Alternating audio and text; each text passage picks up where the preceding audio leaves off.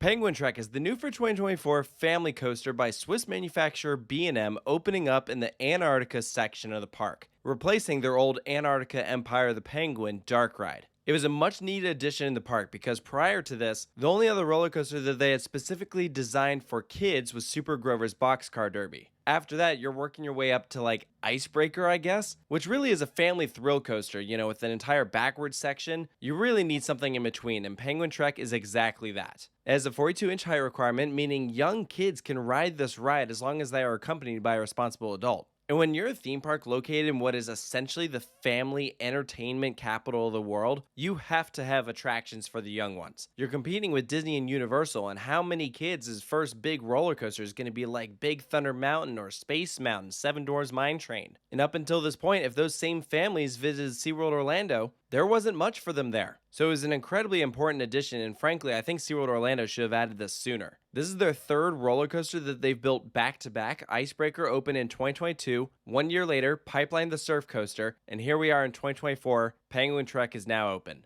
I think this should have come before Icebreaker and Pipeline, especially since this Antarctica section has been pretty stale the past couple years. The only reason to go here was really to check out the penguins. It's such a beautiful land, but after Empire of the Penguin closed following the pandemic, most people would just pass through this land to get somewhere else. And the fact that the team here at SeaWorld was able to fit a roller coaster into this section at all is pretty amazing. The majority of this layout is in between the Antarctica section and Manta. It's a plot of land that sat relatively unoccupied. They didn't have to really take anything out to build this. They did have to get creative though with the entry and exit. So what they did was build a station and a dark ride section inside that old space that was occupied by Antarctica Empire of the Penguin, launched it outside over the pathway, then has most of the ride in this big old spaghetti bowl, and they're once again jumping back over the pathways into the brake run that's near the entrance for the land. So that's also going to build up your excitement for all those guests who are working their way into this area, seeing the roller coaster literally pass over their heads. And I think what works so well here is that this attraction can be enjoyed by just about anyone.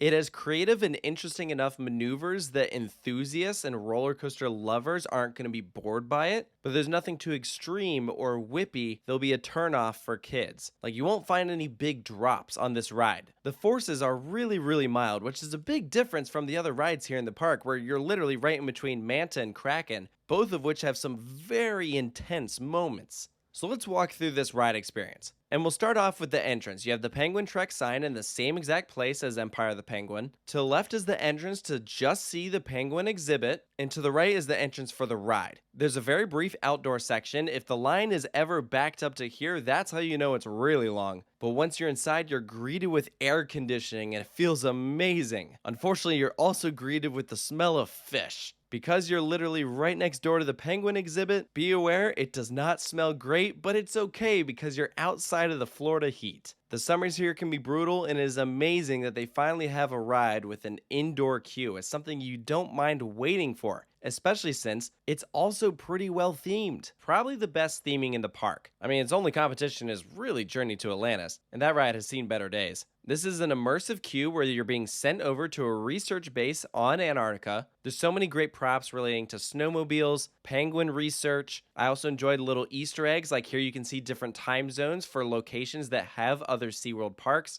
These punch cards feature names of people who help bring the attraction to life. But once you're out of this main room, you'll go up a set of stairs and then you get an overhead view of your station. And this is actually a beautiful station, really well done. The idea here is that you're climbing aboard a snowmobile to go off into the Arctic. But you have these colored flags for each of the individual rows. There are 9 cars per train, 2 across seating. Lots of crates and barrels over on the other side. That's where you'll put your loose items before you ride, which is actually a pretty big deal because SeaWorld Orlando is historically a locker park, meaning anytime you want to ride a ride, you have to put all of your bags in a locker that you have to pay for. Penguin Trek is the only big roller coaster in the park to not require that. And I love that. I think it's a relief. So once the gates open, you're going to climb aboard your train, pull down your lap bar, and something you'll notice is that these seats are really deep. Because this has such a low height requirement, B&M had to redesign their seating containment to accommodate for kids. Typically, their coasters have a 48-inch height requirement or maybe even 54, so that's why we also see brand new lap bars. And this is real interesting, because on paper, they look great, but once you pull them down, they're actually not the most comfortable. It's primarily in the sides because you'll notice it is curved. If you are an adult, the sides are going to dig into your thighs. If this were an airtime based experience, anytime you would lift up out of your seat, it would actually hurt from the digging into your legs. I could also see how this lap bar could be kind of restrictive for larger adults. We watched as some people got turned away from Penguin Trek because of the specific design of this lap bar, when there are people who are able to ride tons of other B&M coasters. So just something to be aware of. Now, as you dispatch at the station, you begin with an awesome dark ride section. You're surrounded by icebergs, there's really cool lighting, and this massive screen on the left-hand side. Off to the right, you can see a snowmobile, and there's like a slight breeze going through here to mimic the Arctic. This section is also still air-conditioned, much like the rest of the station, but I wouldn't say it's significantly colder, like it feels about the same temperature. I like these flashing strobe lights here as you do a little dip to build up a bit more speed. I think that's to mimic like the icebergs are cracking, and then you take a 180-degree turn in complete darkness, and this one part feels unfinished. Like everything else looks amazing. They clearly put a lot of time and money into it, so this just feels off. Like it doesn't make any sense story-wise. Like, why is it dark all of a sudden? I feel like more than likely they either ran out of time or ran out of money. But as you reach your final stretch, once the train has completely cleared this corner, you can see the light out in front of you and you'll accelerate into Launch 1. Penguin Trek has a max speed of 43 miles per hour. I am unsure if you reach that here or if it's later on at Launch 2. But it's cool because you obviously start building up speed when you're level with the ground, but then the back half of the launch is at an angle. That makes it feel fundamentally different than the other launches here at SeaWorld Orlando. Icebreakers is flat the entire time and Pipeline has an airtime hill in it. So even though they've added 3 launch coasters back to back, each of them do feel different. And honestly, this launch had some kick to it that I didn't expect. Like if your head isn't completely against the headrest, your whole body will be pushed into the seat back. It is easily the most forceful part of the coaster because you have an increase in acceleration accompanied by the upwards angle. The closest comparison I can make is realistically Lightning Rod's old launch.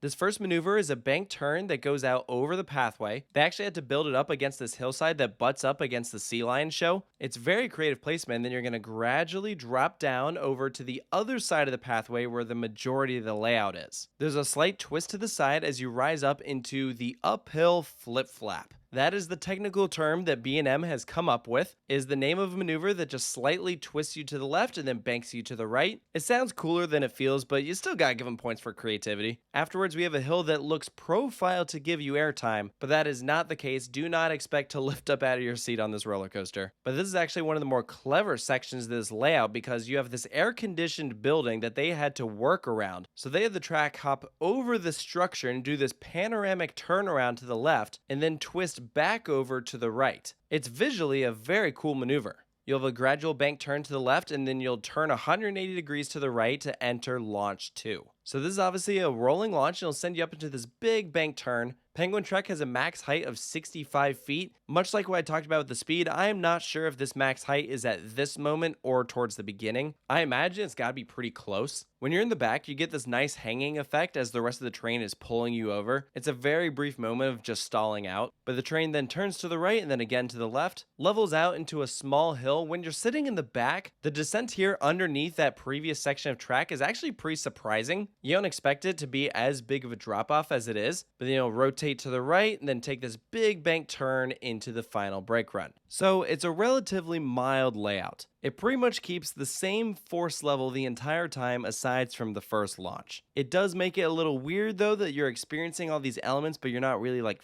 feeling anything. And maybe that was intentional. They decided to play it safe, make it as comfortable as possible for kids, which if that's the case, then they achieved it. And it's a great length of ride too, just over 3,000 feet of track, not too long, not too short. And from a visual standpoint, I also thought the brake run was pretty cool. You have your first stretch over the main pathway and then it turns to the right, sloping downwards to go back in the building. And guests can literally walk up right next to it, which is great if you have a parent or friend that didn't ride that can like wave to you as you're going back into the station. But it's a very nice looking ride. I love all the pathway interactions. Ideally, I would have liked to have seen more of that iceberg theming that you have in the dark ride section during the actual layout. I feel like there's some spots that they definitely could have put in some cool structures to go in and out of. Instead, they just laid down some white gravel to, I guess, mimic snow. It doesn't look bad at all, but I just feel like in an alternate reality, there would be a bunch of icebergs that you're narrowly missing, or some snowmobiles or tunnel or gear next to the track, kind of like what you have with Arctic Rescue. It would have been nice, but in my opinion, it's nowhere near as much of a problem as it is the rattle that the coaster has. This is a brand new ride and it has a shake to it, and it is very noticeable. It's not rough, like it doesn't hurt or cause any pain, but the whole roller coaster feels vibrating. Some moments are worse than others. I would say the worst moments are the first turn, that panoramic turnaround at the far end, the overbank after launch 2, and then that final turn into the brake run. And then on top of that shake, I would go as far as saying there might be a minor manufacturing defect on the ascent into the overbank after the second launch. There's a slight jolt there that definitely feels off. Not as bad as the one on Iron Menace, but it's still there. And I think my whole problem with the shake is that it's just disappointing. You shouldn't have that on a brand new roller coaster. It doesn't bother me as much when it's like a 30-year-old coaster, but Penguin Trek should be glass smooth. And I have no idea why it's like that. Is it the trains? I mean, they are brand new. Was it an error in construction or something to do with the ground or the soil? Like maybe it messed up the alignment? And frankly, it makes me worried if that is going to deter other parks from buying a B&M family coaster. Because this is a heavily saturated market. B&M is now competing against Mach, Gerstlauer, Vekoma, Zamperla, Intamin. All these manufacturers offer amazing family coasters. And if I was a park looking to add a family coaster and I took a ride on Penguin Trek, I'd be like, you know, that was fun, but I would go with another company. Specifically, Vekoma. They currently offer some of the smoothest rides in the industry. And so when you have a roller coaster like Big Bear Mountain that is actually very similar to Penguin Trek, where it has creative maneuvers, multiple launches, low height requirement, why would you go with B&M when there is something about it that is blatantly not ideal when you know you're not going to get that with Vekoma? If I were a park looking to buy a new roller coaster and I was talking to B&M, my first question to them would be, is my ride going to be shaky? And that's a shame that that'd be the first thing I'd want to know. But the reality is, the past several roller coasters that they've put out have all been like that. And it's a turnoff. Because other than that, they make great roller coasters. But Dr. Diabolical's Cliffhanger, Iron Menace, Mandrill Mayhem, Emperor, Orion, they're all like that. But anyways, there's one more thing we gotta talk about with Penguin Trek before we give it a final score. And that is when you get off the ride, you are greeted with none other than a colony of penguins. This ride has the coolest exit ramp of all time because there is a glass window on the right-hand side, allowing you to see all these penguins. I do worry about bottlenecking though, because literally the fact that this is the first thing you see when you get off the coaster, I think so many people are going to be stopping to look at them that narrow ramp is going to get clustered. And there's not a sign up that says, hey, if you keep going a little further, the exit actually dumps out into a larger viewing area for the penguins, which in of itself is a little weird, I'm not gonna lie. I don't mind seeing penguins at the end of the ride, but what I do mind is waiting in line to see penguins when it's something that I didn't exactly sign up for. They repurposed the old queue from Antarctica as the exit. So you're winding through these switchbacks to get out of here, and it deposits you in this waiting area to see the penguins. And they can only let in so many people at a time, and so you might be standing around here waiting just to exit. They do have an emergency exit that we were able to use while we were there, but I don't know if that's always going to be open. So it just seems like a poorly designed setup, because at the current moment it is extremely confusing, and I guarantee you that the average guest is going to have no idea what is going on and not be able to find their way out. So, in general, I am pleased with Penguin Trek as it stands as a new addition for SeaWorld Orlando. It was a ride type that they desperately needed. That being said, if I were visiting the park for the first time, it's a roller coaster I would probably only do once or twice. Like, I paid for a day ticket, I'm going to spend more of my time getting re-rides on Maka or Pipeline or Manta. And so far, that's kind of what I've seen from the general reaction of guests. People will ride it once, maybe twice, but usually they're good after that. And I think that's fine. I mean, there's still a market for that in the park. You need those supporting attractions. Penguin Trek is not trying to be a top 3 ride at SeaWorld Orlando. But man, are you going to make that kid's day, that's for sure. I think this is a great first big roller coaster for a child. So to give it a final score, I'm going with a 7.5 out of 10. I think they do a lot of things well. It is definitely not perfect. I didn't really find myself coming off going like, wow, that was incredible. I can definitely think of some family coasters I like more than this, but I can still recognize that this is definitely better than the average run-of-the-mill family coaster. And you know, the theming is the best that we've seen in this park, and I think that's a great step in the right direction. I hope they keep it up. So let me know down in the comments below if you've had the opportunity to experience Penguin Trek at SeaWorld Orlando, if you agree with the points that I brought up, and of course stay tuned for more coaster reviews here at Coaster Studios, and I'll see you next time.